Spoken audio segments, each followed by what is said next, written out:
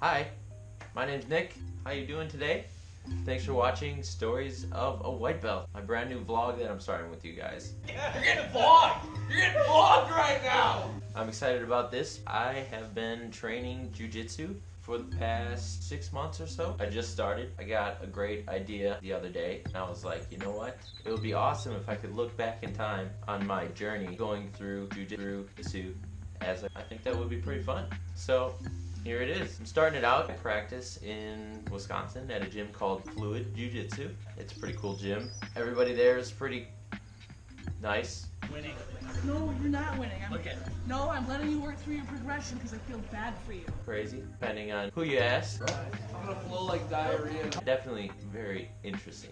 This vlog will be a great way for me to personally go through everything that I've been learning over the past couple weeks. It'll probably stick in my brain just a little bit better. I'll also be able to evaluate myself, look at a little things, and share it with you, the world, and anybody else who is interested. Maybe Mars. Maybe we'll get there. Who knows? This week we started out with some knife defense, and that's in the Gracie Jiu-Jitsu series. So we learned about how to not get stabbed. What about knife defense this week is just defense in general. Miguel, he actually told me every single block is also a hit.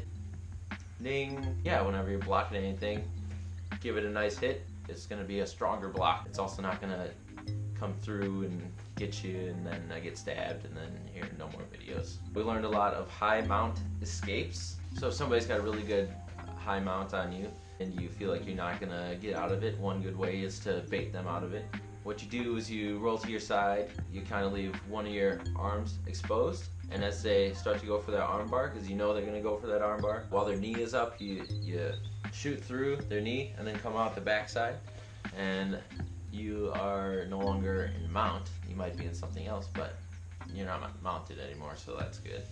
We also learned a way to tricep and the wrist, and then bring your leg up into butterfly guard, and then roll them out of that. Either rolling them sideways, or if they know how to counter that and lean forward a bit, then you just kind of gonna do like a back shoulder. You're not in mount anymore, so I guess that's the point, right? Besides some high mount escapes, some takedown series from Rob. Rob's cool, he's a brown belt. He likes to teach an entire series in a day, so he'll start with takedown and then what kind of control you're going to get from that, and then what kind of finishes you can work on with that. So Rob's series is where you get an underhook, you're on the side of them, so you step forward a little bit, you wrap your leg around their leg, so your thigh on top of theirs, your shin under their calf. You kind of roll underneath them, you tuck into one of their ankles, and they're going to roll on top of you.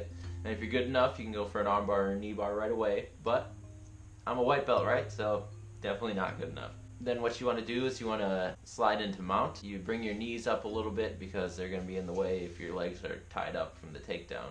You slide into high mount, you pop into knee on belly, shimmy into side control a little bit, and then work on your simpler submissions like your Americana, which should be easier for someone like me to do, you know, a white belt.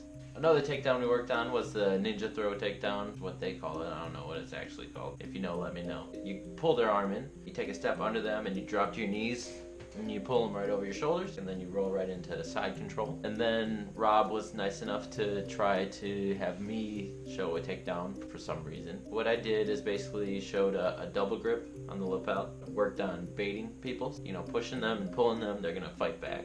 So when you're pushing them up, they're not gonna want to be pushed back, so they're gonna fight forward. So when you push them up, you pull them down, fighting forward, straight down, and then you work from there. But that's what I taught. It seemed to work all right. Rob was nice enough to let everybody practice their takedowns on me. Nice! Hell yeah!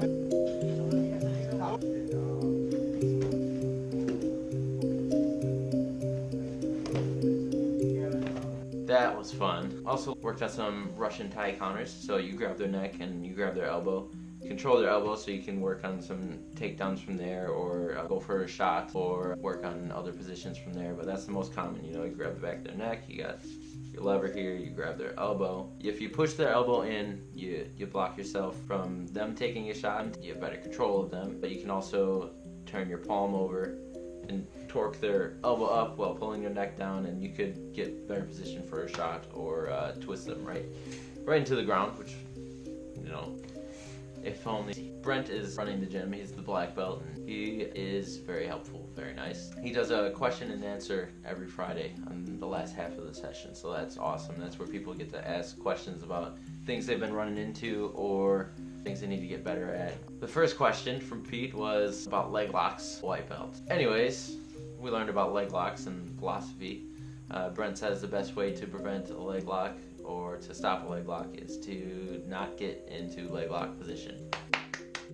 Thanks for that. We talked about inverted guard and about how scrambling from inverted guard, it takes a lot of energy out from you. It might work for you a couple times, but if you've got fights throughout the day, the scrambles are really going to tire you out. The best thing to do from inverted guard, he said, was to work it into a triangle from inverted guard, but we didn't really work on that. We did a lot of philosophy, this question and answer.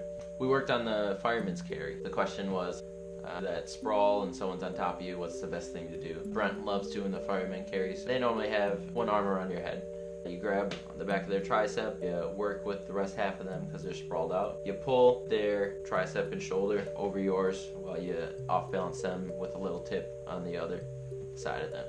And that seems to work pretty well. On top of Jiu-Jitsu, there's also one day a week which is kickboxing. I get to learn some other things besides Jiu-Jitsu. The kickboxing is fun. It's ran by Pete. He does a great job. He's got a black belt in Taekwondo. We get to learn a lot from him, so that's awesome. Also, it's a great workout, you know, good cardio.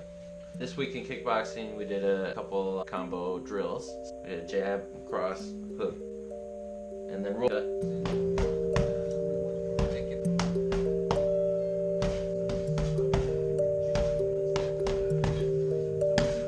We also did a jab, hook and turn, right kick.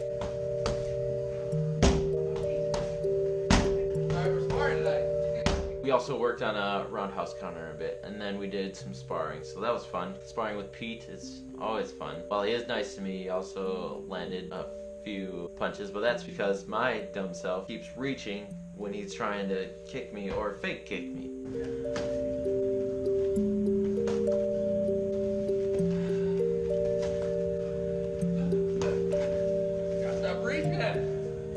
Like that.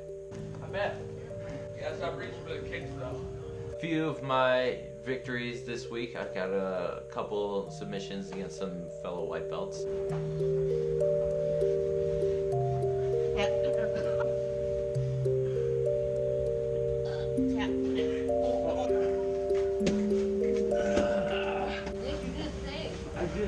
So that was fun. That makes me feel good about what I'm learning. Also had some losses, of course. Here's Rob. Brent put me in this really weird armbar where he grabbed my elbow a bit and then he pushed forward and put his leg over my head, and then all of a sudden I was in an armbar and I was like,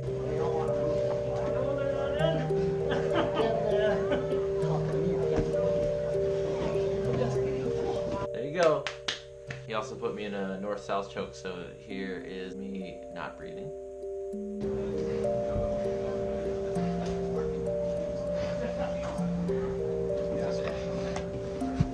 And one of the best things about this week is Laura helped me tie my belt. I know, it's been like 6 months and I still can barely tie my belt. Here's what it looked like before.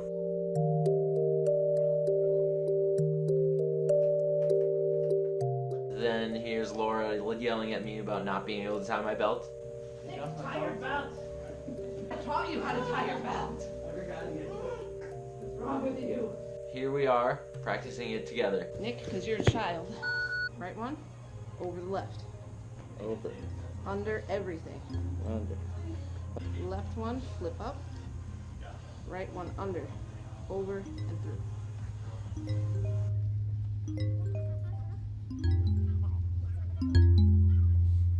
That was better. One more time. Right over left. Under everything. Left one, flip. Right under. Over and through.